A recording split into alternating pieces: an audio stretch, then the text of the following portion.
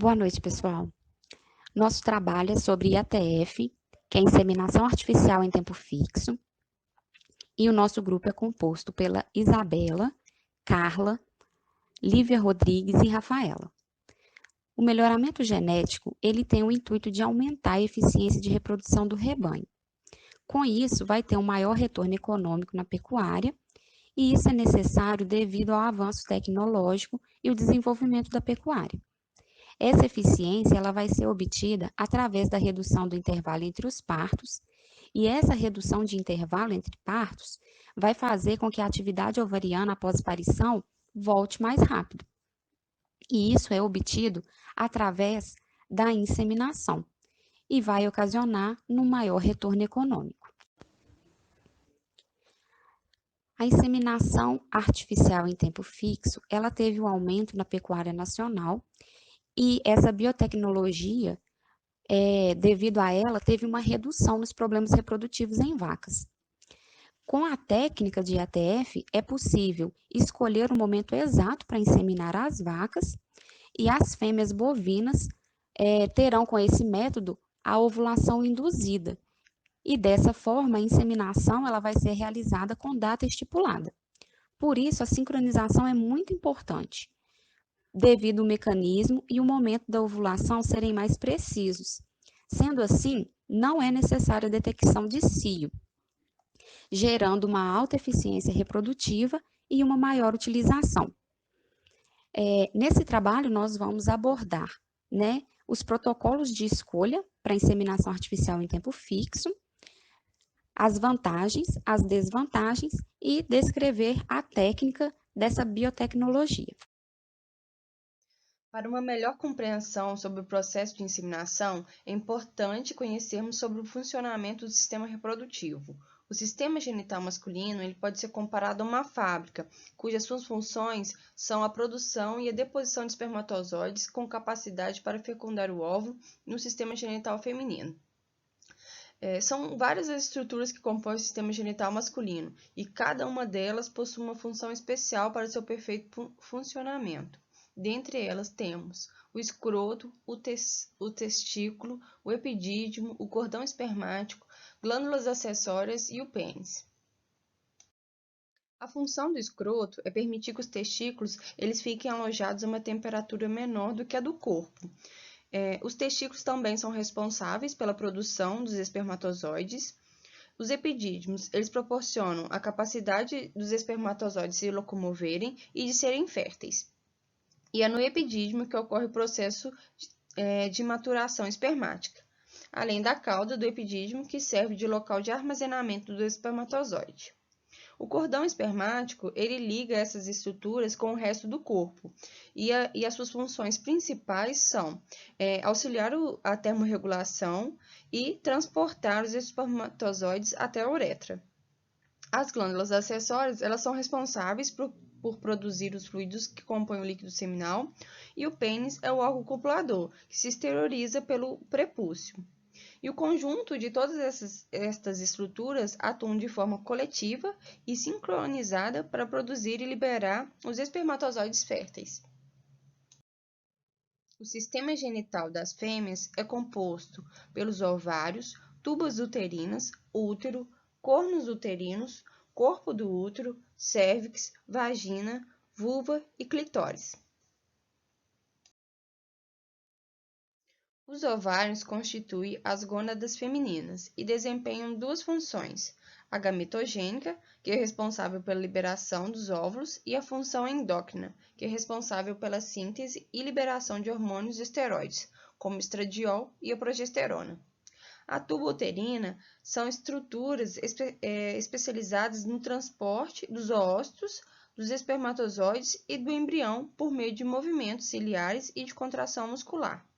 E é na tuba uterina onde ocorre a fecundação e o início do desenvolvimento embrionário.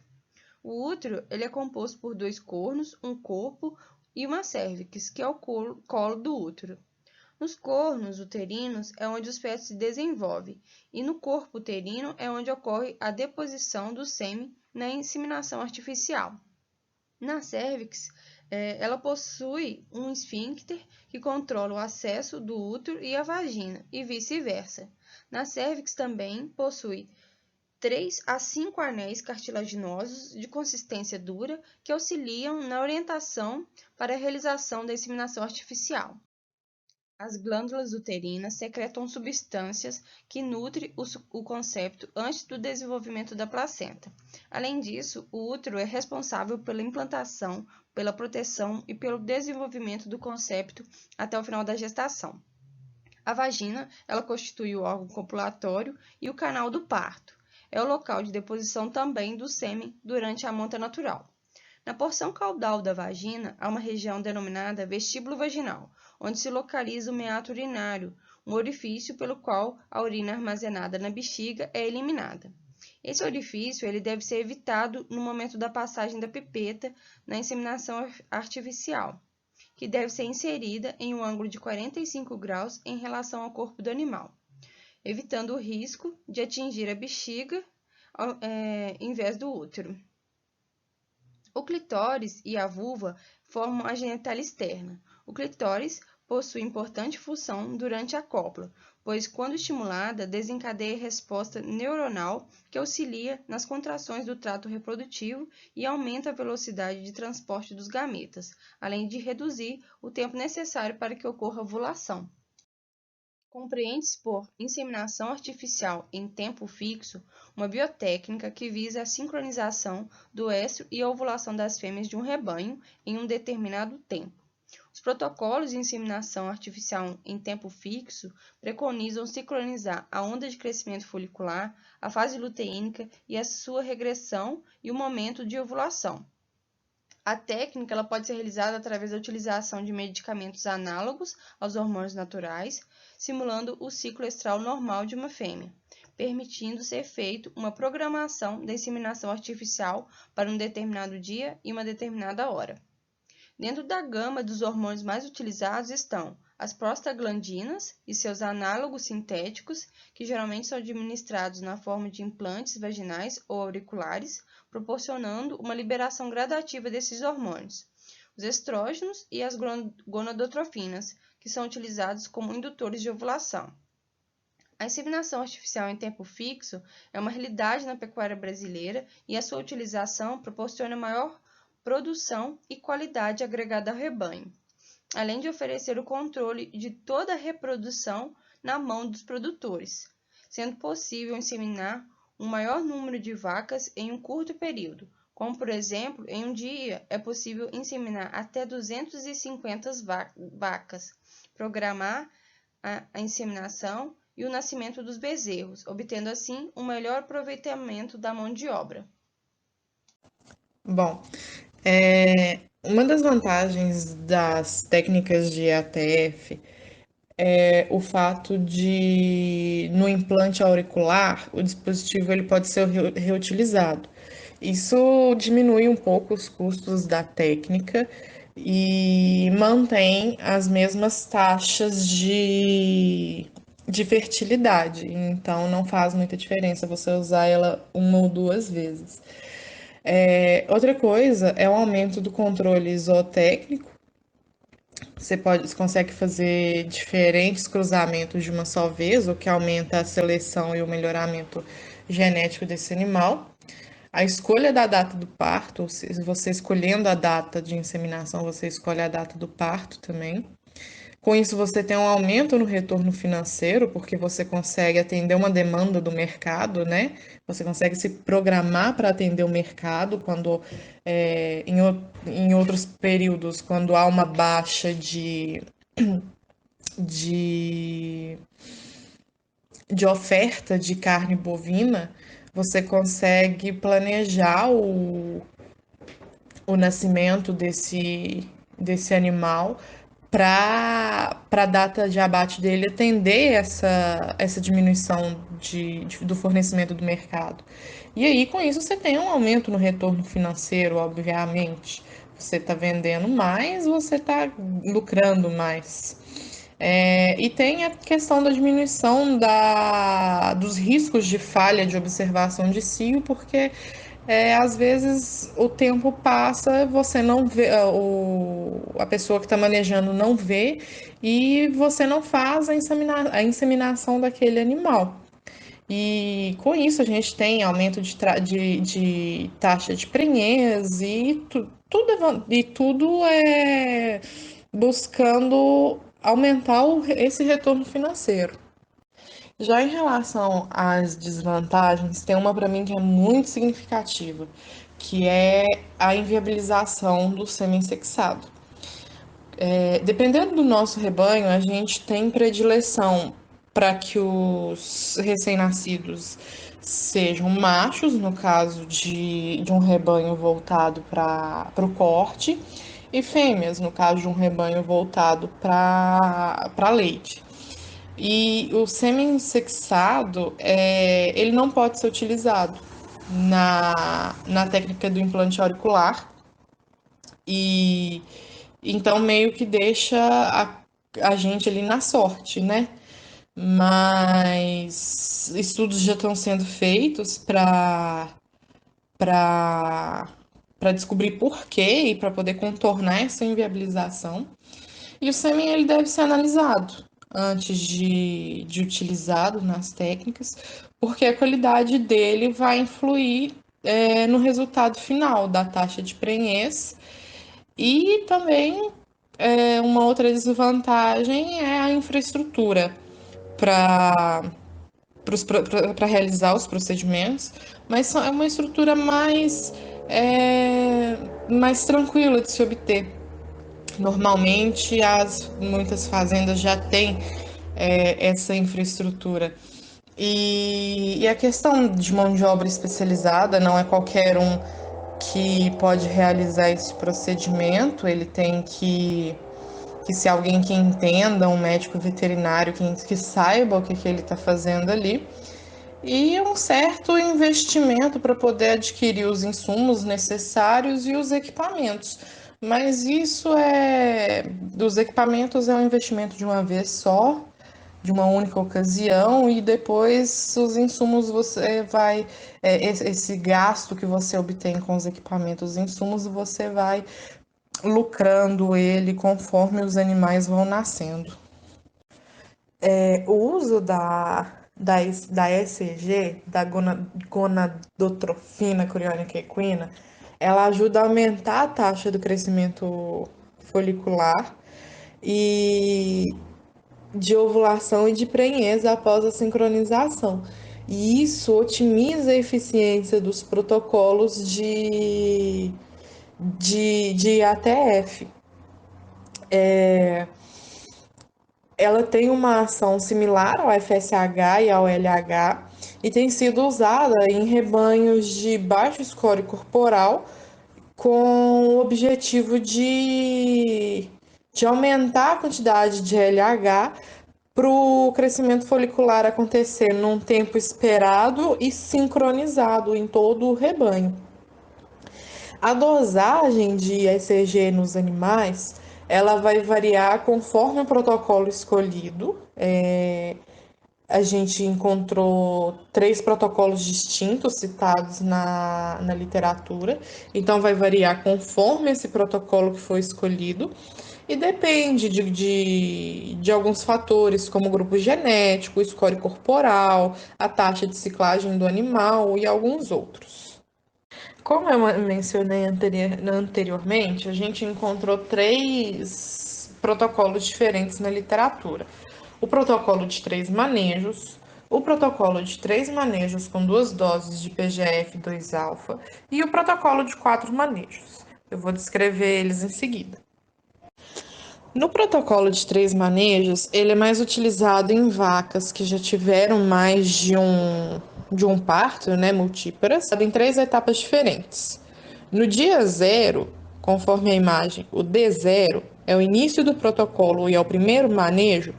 O dispositivo intravaginal de progesterona ele vai ser implantado e é realizada uma aplicação de benzoato de estradiol que gera uma nova onda folicular no dia 8, que é a data do segundo manejo. No dia 8, vai ser retirado o dispositivo e realizado uma nova aplicação, vai ser realizada uma aplicação de prostaglandina para que ocorra teólise e diminuição dos níveis de progesterona. Depois disso, vai ser aplicada a ECG, a gonadotrofina, e o cipionato de estradiol, responsável pela sincronização da evolução. No dia 10, que é o D10 aí, tá mostrando aí a TF, é a data da realização da inseminação artificial e o terceiro manejo. Por isso é um protocolo de 3 manejos.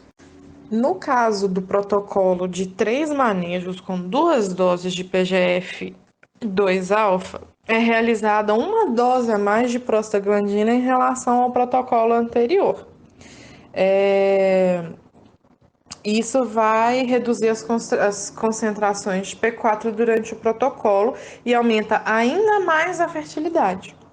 O manejo vai funcionar da seguinte maneira: no dia 0, D0, que é o primeiro manejo, vai ser realizada a aplicação de prostaglandina e do benzoato de estradiol, que é esse BE que está mostrando aí em cima.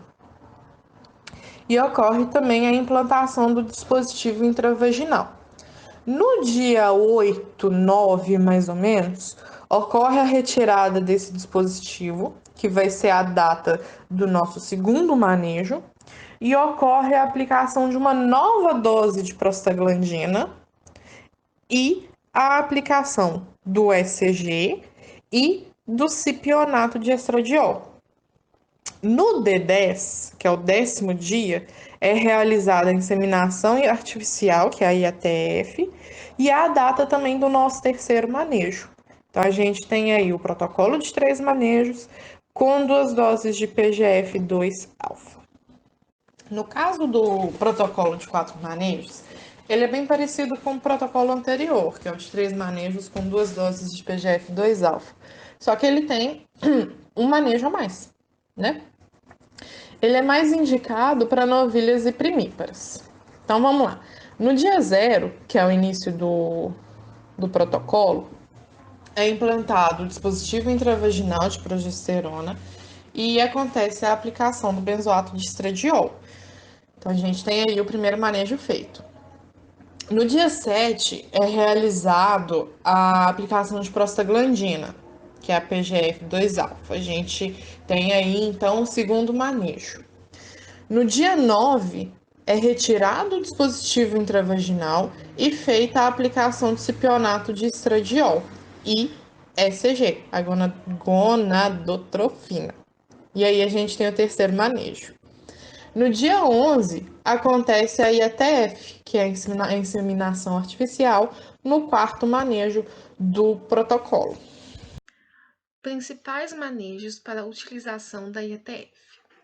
A IATF pode ser realizada de várias maneiras, desde que seja feita associada aos protocolos hormonais reprodutivos.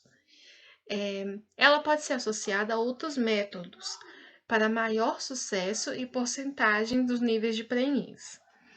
Um desses métodos é quando associado à monta natural. As fêmeas são submetidas à sincronização do cio e indução da ovulação. Após, elas serão expostas a touros de repasses que vão se manter no lote até o final da estação de monta. Sobre esse método, pode-se observar que metade das fêmeas estejam prenhas até o final da estação de monta por IATF, e as que não ficarem prenhas, elas serão cobertas à medida que retornarem ao cio, e elas podem alcançar até 90% na taxa de prenhez. O outro método é associado à observação do estro e monta natural. Nesse método, o que difere do anterior é porque a introdução dos touros de repasse ocorre a partir da observação do estro, que pode ser de 18 a 25 dias após a primeira IATF. Então, as vacas que não ficarem prenhas e assim que retornarem ao ésto, elas serão inseminadas novamente e se ainda não ficarem prenhas, os touros de repasse serão introduzidos nos lotes das fêmeas não gestantes e permanecem até a final da estação de monta. Esse método, ele é mais oneroso, mas ele tem a maior porcentagem de prenhez. Técnica de ATF. É a mesma técnica da inseminação artificial convencional. Porém, a diferença, para a técnica da IATF é que na IATF é utilizado um protocolo hormonal antes, da inseminação para a sincronização do cio de todos os animais e indução da ovulação. Como já foi dito, que são variados protocolos. Para realizar a técnica, o que a gente deve observar primeiro? Primeiro, a gente deve identificar se o animal está apto clinicamente para poder receber a inseminação. Após, a gente deve verificar o material a ser utilizado e qual touro para qual vaca. O material a ser utilizado é o botijão de sêmen, que é muito importante a gente saber que a caneca não pode ter contato com a parte externa, então é necessário que a gente utilize também uma pinça anatômica, para auxiliar na hora de coletar o sêmen. A gente precisa também de uma paleta de 5 centímetros, de um descongelador elétrico ou água a 37 graus, um cortador de palheta, um aplicador, uma luva de palpação, bainhas, régua para medir o nitrogênio e papel toalha para limpeza do material e da vaca. Para realizar a técnica da IATF, a primeira coisa, a gente tem que identificar o animal. Depois, faz a retirada das fezes do reto do animal e limpeza na região da vulva. A vulva, a gente tem que tentar sempre manter ela mais sequinha, principalmente na região do clitóris, que é onde acumula mais umidade, e o sêmen, quando tem contato com líquido, os espermatozoides eles passam a ficar inviáveis. Após a limpeza, a gente retira o sêmen do botijão com muito cuidado, para não retirar a caneca do sêmen. Então, a gente retira o sêmen do botijão com auxílio da pinça. Retirou o sêmen do botijão, a gente descongela com o descongelador ou na água morna a 37 graus, no máximo por 30 segundos. Depois, com o auxílio do papel, toalha, seca e corta a palheta com um cortador de palheta. A gente encaixa na bainha e monta o aplicador. A gente calça a luva e introduz a mão pelo reto e a palheta pela vulva. A mão no reto, ela vai servir para auxiliar. Ela pode manipular a cérvix para poder sentir os anéis, e introduzindo a palheta devagar, para não perfurar. Assim que sentir que passou pelos anéis, é o momento de depositar o sêmen e de retirar o aplicador. Bem, concluindo o nosso trabalho, é possível inseminar várias fêmeas, no mesmo dia, sem que haja detecção do cio em um período determinado. Através dessa biotecnologia, é possível o aumento da eficiência reprodutiva do rebanho, que vai gerar um maior retorno econômico para a propriedade.